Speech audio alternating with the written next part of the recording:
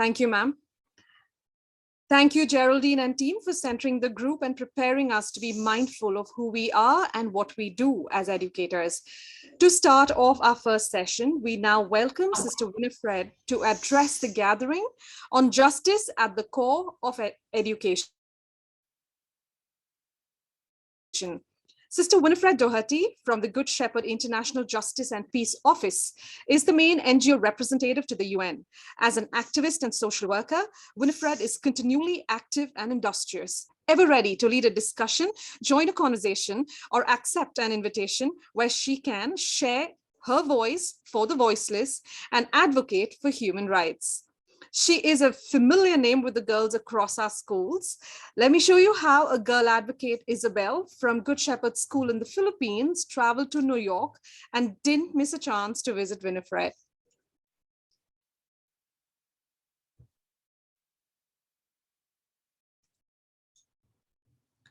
Sister Winifred, we admire your zeal and commitment to social justice. You dream justice, talk justice, and walk justice. Over to you, Sister Winifred. Thank you very much, Sushma, for that very warm introduction. And I think you brought tears to my eyes by showing me Isabel. It was a most marvelous moment to meet her and her brother and her mum and her dad. And they all fired with justice for girls. It was such a moment. It was a culmination of all that I have experienced in Asia Pacific over the years in terms of the justice work, in terms of bringing girls to the United Nations. So thank you very much for sharing that photograph. Thank you. To everybody, welcome. And I am very happy to be here with you this morning. And I will share my screen and we'll get started.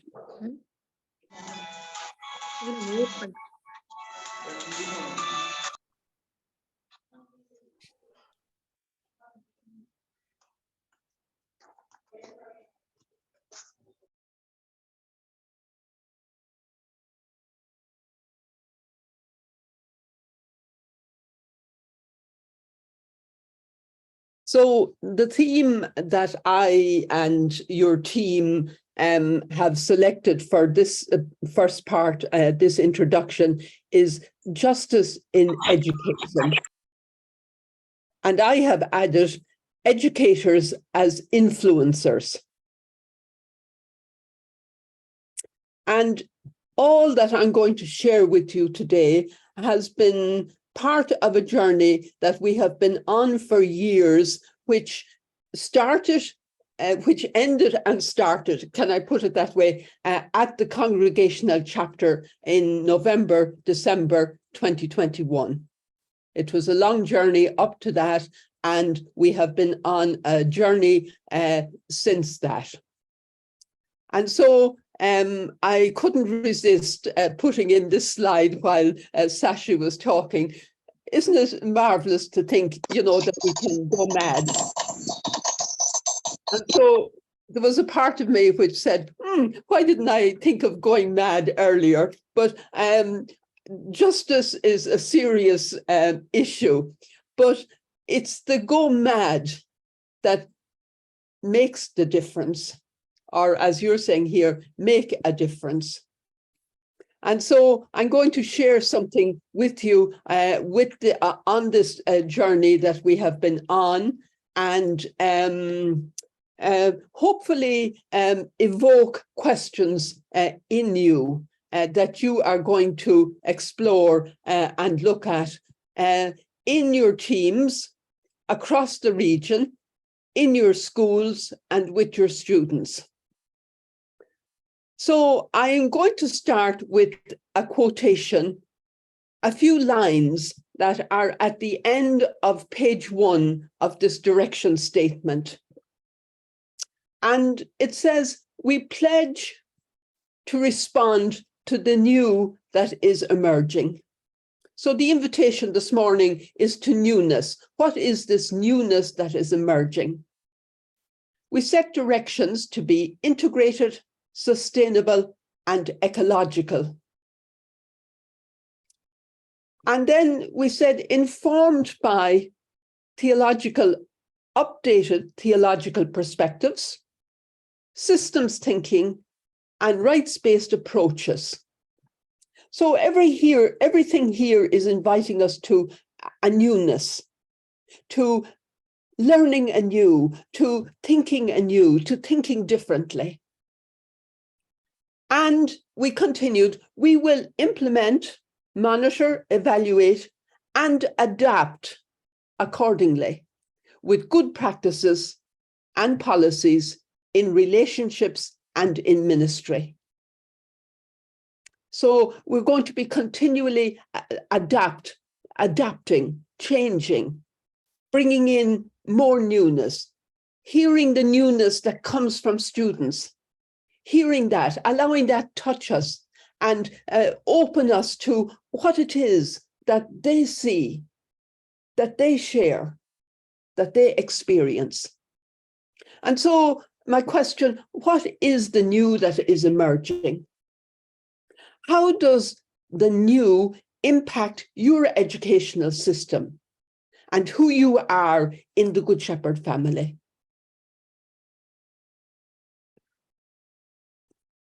And so the direction statement, it's a long document, it's 13 pages.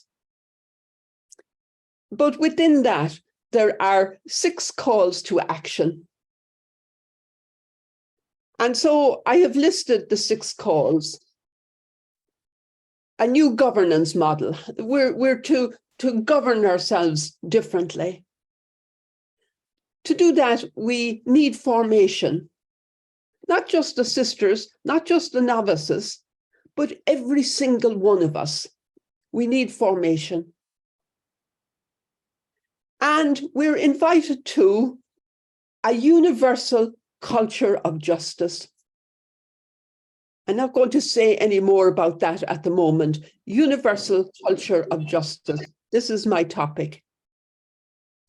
And we're asked to be and aware of and live partnership in mission. Partners in mission. And I'll talk just 1 or 2 words about that. And then there was an invitation for a strategic plan in terms of the whole congregation, so that we're on a journey together with each other. And there was a call to look at finance resources.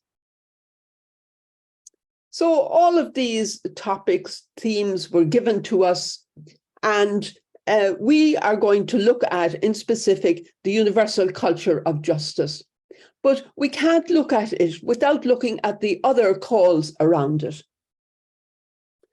And we're living in a time, and this is written in the document as well, when everyone and everything and every place is connected and interconnected. Everyone, everything, and every place connected and interconnected. And so you can look at the diagram there, you can see worlds connected. You can think there's actually 6 globes there. You can think of the 6 calls to action. They're connected. I think you're more countries than 6, but it doesn't matter how many we're in there. We're all connected. And every student, as we talk, is connected, is part of this network. And their parents and their local community, we're all connected, and we're connected to the wider world. So we're all connected. And so what are the connections? I came across this recently from Chief Seattle in America, a chief with the indigenous peoples. Humankind has not woven the web of life. We are but one thread within it. Whatever we do to the web, we do to ourselves. All things are bound together, all things connect. And so you can see the web, like a spider's web there, and the globe in the center of it, and everything linked. And he's saying,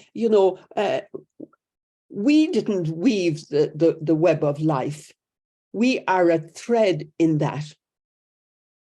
A thread. We are a thread, and we're all connected. And what we do to the web, we do to ourselves. And so I tried to contrast something of what is the new? What is this new that's emerging? Like what's happening in this world? And you can look at this afterwards, or you can come up with your own words to describe what's happening. And so in the big system of things, from institution to interrelational, that's how I see the call, the newness. It's not just an institution we have, we're all interrelated. So moving from and moving to. So moving from domination to stewardship. From exploitative to nurturer. From discipline. And we maybe have a lot to do with discipline in schools and rules, and they're necessary. But how do we do it in such a way that it's interrelational, that everyone is expressing an opinion? Control over, and these are just the words I took, moving to relational in and with. Moving from, I teach you, you learn. And this was very much, I think, my experience of school. The teacher, I teach, you learn. But today what I hear is, we learn, explore together. It's a whole different approach. We're invited to move from fear. I lived in fear in the classroom, to love. Love of teachers, love of the whole thing about learning, creativity, newness. From being a silent absorber of the knowledge that was being handed down, we're invited today to be active, to have a voice, to be agents in this process. And the children, the girls, the wonderful girls that you have had as advocates all across Asia, they demonstrate this so beautifully. Active voice and agency. My dream for every child in Asia Pacific and for the world. From authority and power over to participatory. We're together in this, with and for. Moving from I'm in position, I have this function, to how am I interconnected? How do I care for? Who is in this web that I am threaded to? Moving from I know the answer, I have the truth, I know exactly what's to be done, to inviting curiosity and creativity.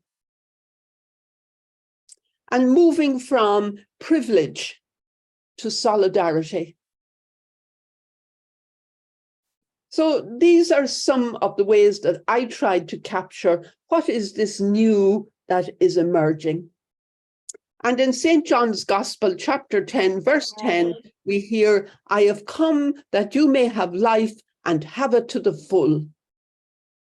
And that's the newness, moving to this fullness of life.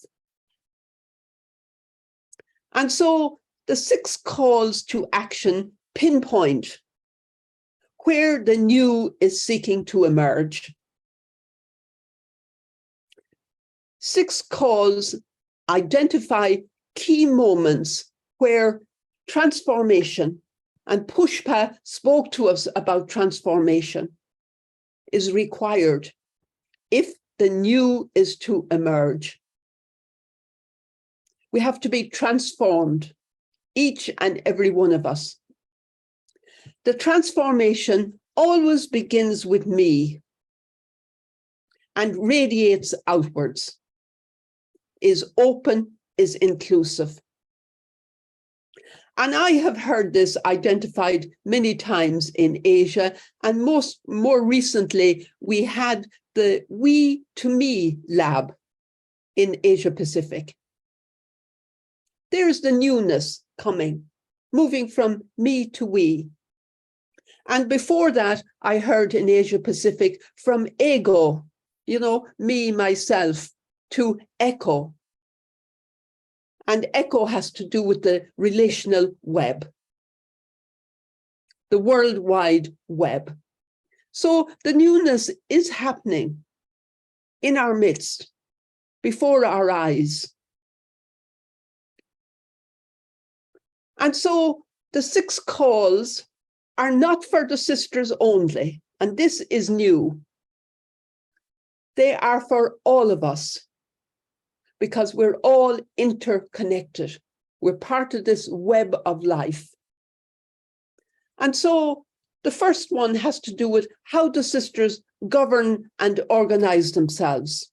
That's being revised.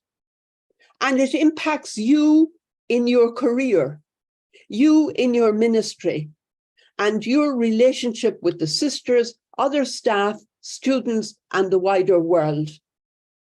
So while we might think of the governance for the sisters only, it impacts everybody. And to do that, number 2, we need formation, to be continually learning about the new and the interconnections, the new theology, systems thinking, rights-based approaches. We've heard that so often from Teresa Simmons, rights-based approaches, sustainability, ecology, everything, the newness. What is it? The new. And so the second slide, the universal culture of justice. I won't say any more at the moment. Number 4, partnership is the word today, and hence we are all together mission partners. So if we don't want to make any distinction between a lay person and a sister, between what you're doing, what I'm doing, we just talk about mission partners. We are all mission partners. And if we want to distinguish the sisters, and we talk now about partners in mission. You, every single one of you, are a partner in mission. We are all professionals, we're educators, I'm a social worker, advocate. So you all are referred to now as partners in mission. And then there's a congregational strategic plan, and there's the finance and resources. And currently happening at a global level, we have Fridays for Finance. Again, trying to build a global awareness of what difference it makes. What's the newness in working in finance and resources? It's part of the mission. And it's necessary for management today. So let me go to the universal culture of justice.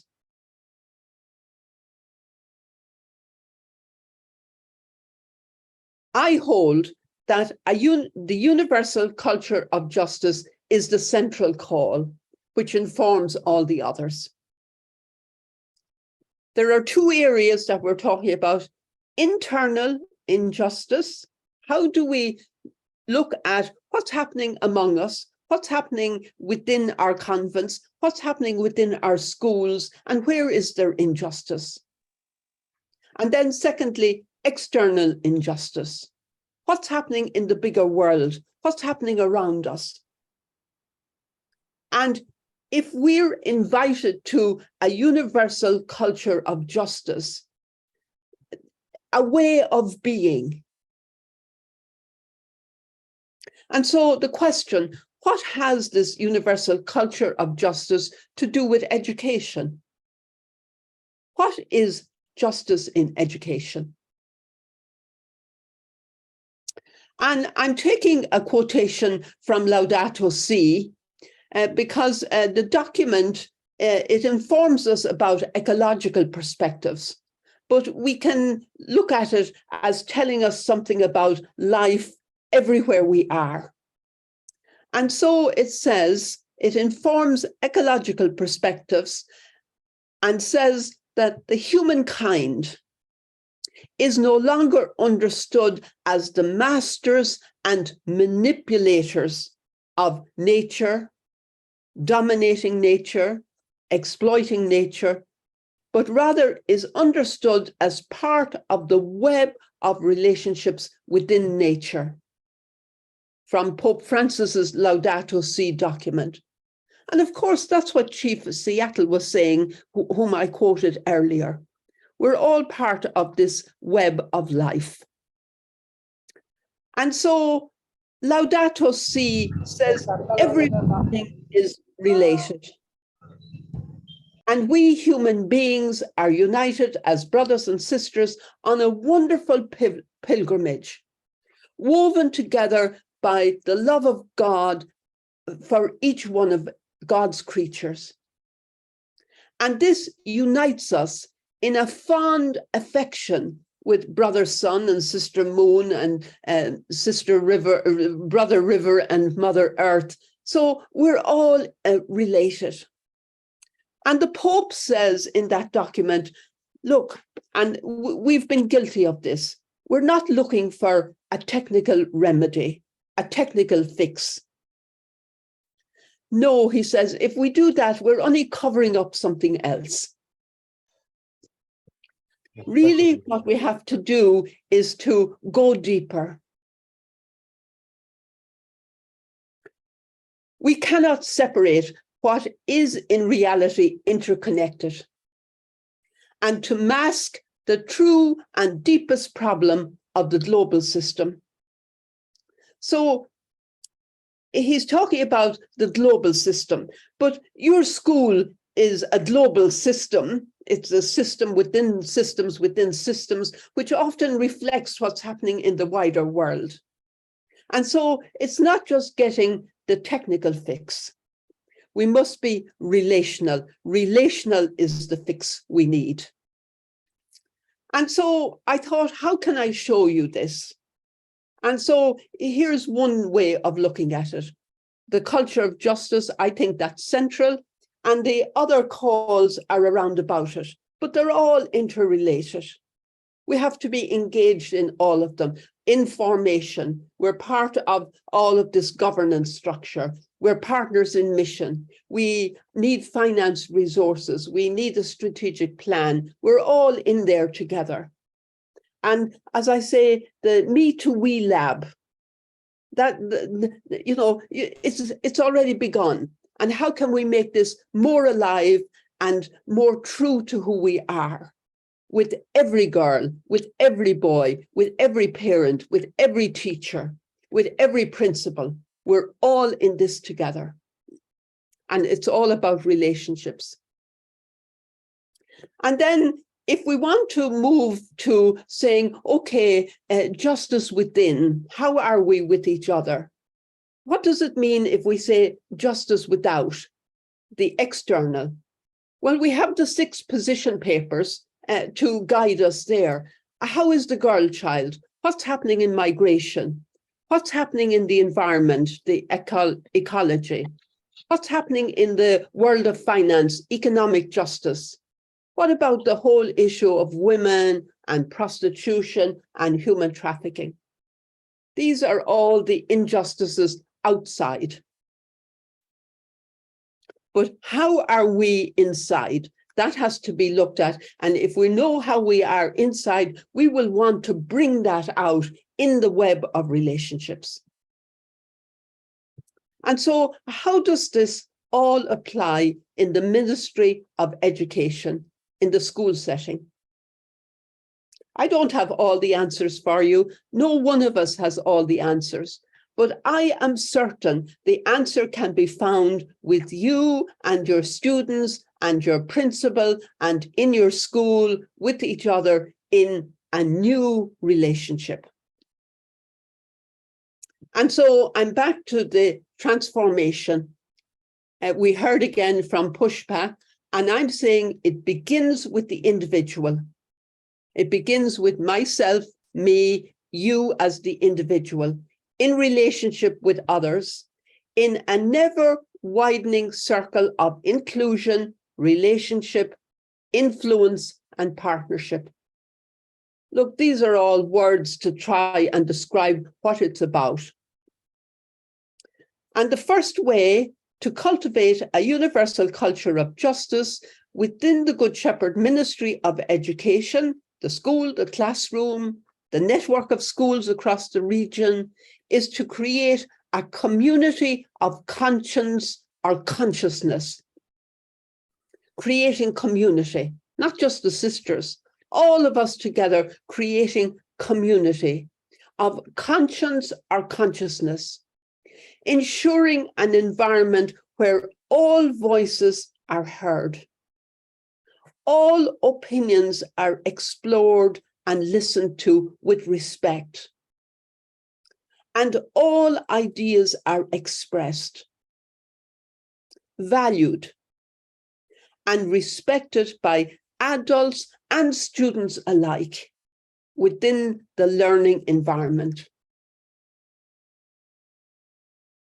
And of course, this isn't just for the school setting. This is foundational, I believe, across the whole network. Sorry, there's a misspelling there, across the whole network. So this consciousness, conscience, where every voice is heard. I heard Pushpa say something about, the voices, if somebody is silent, even hearing that and exploring it in a safe environment. And so I think my time might be running out, but let me move ahead. We in Good Shepherd, and I'm sure you have heard about it, we've talked about reconciliation. In some of the older theologies, the word today that we have is transformation. But in the position paper on ecology, I thought this was interesting where it is, and this is what we're called to. And the position paper on ecology says, we admit our complicity in perpetuating dualistic and domineering attitudes about the earth. And I will add, about each other and about what's happening and about people's experiences. Dualistic. Oh, that's right. That's wrong. There's no dualism any longer. It's where are people in their experience and having this domineering attitude. I know the truth. No, we've to admit that, yes, that's where we've been. And we understand that reconciliation with our earth, with each other, calls for a new consciousness, a new identity, and new behaviors.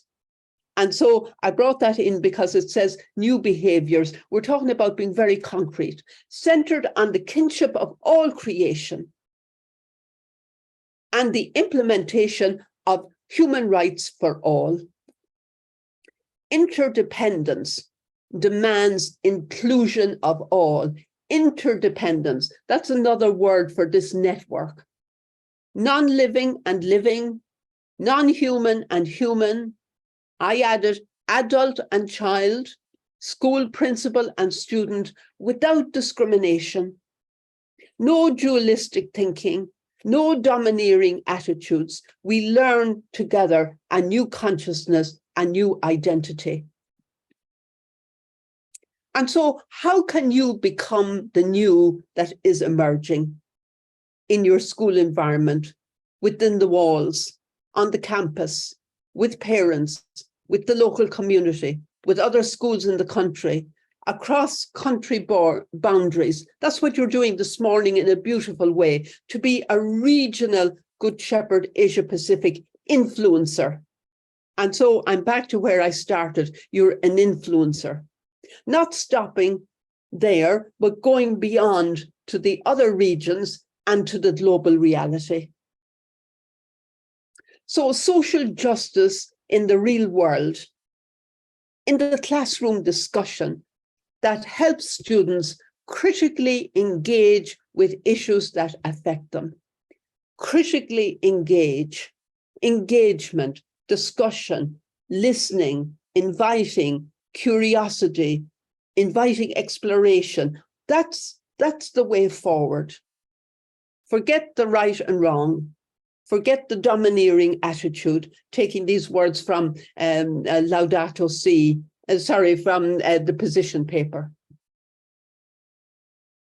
And critically engaging. And so the guiding principles for me, and I think this might be my last slide, guiding principles, the universal culture of justice, what I've provided for you as a backdrop. So we must learn for the first time or relearn. Some of us, we can be learning for the first time. There's no right and wrong. We begin where we are. No one is better than another. And if I am learning for the first time, it's exciting. If I'm relearning, well, maybe it's based on, I tried, that didn't work very well, so I'll go back and I'll restart. How to be critically aware and alert to the persistence of systems and structures that can be carriers of injustice. The school system, the country system, the cultures that are harmful, the cultures that say girls' role is to be in the home, be silent, and just do the work. How do we look at all that? The persistence of systems and structures that can be carriers of injustice, maintaining power and privilege within the congregation, within the community, and the school ministry. It's not just pointing the finger at the school. If I point my finger, we say there's 3 other fingers pointing back at myself. So how am I a carrier of a system of injustice? We must become aware of and confront every ideology and unjust structure that exploits or excludes and denies the human rights and the dignity of people within the system and outside. And the tools, I think, that have been given to us are what is, I think, throughout the whole congregation now, and which we're really aware of, is safeguarding policies. How are these implemented? Where are they in your system? Because they're part of all this newness. And all of this comes from upholding all human rights. And they are given to us in the Universal Declaration of Human Rights. 75 years ago this year, we're celebrating it. And they are further elaborated on in the rights of the child. So we have guidelines, but how do we read these anew, afresh, critically aware and alert to where injustice is? And so I think with that, I say thank you very much for listening, for being with me, and for taking this journey in this moment of the invitation to a universal culture of justice within the Good Shepherd family. Thank you.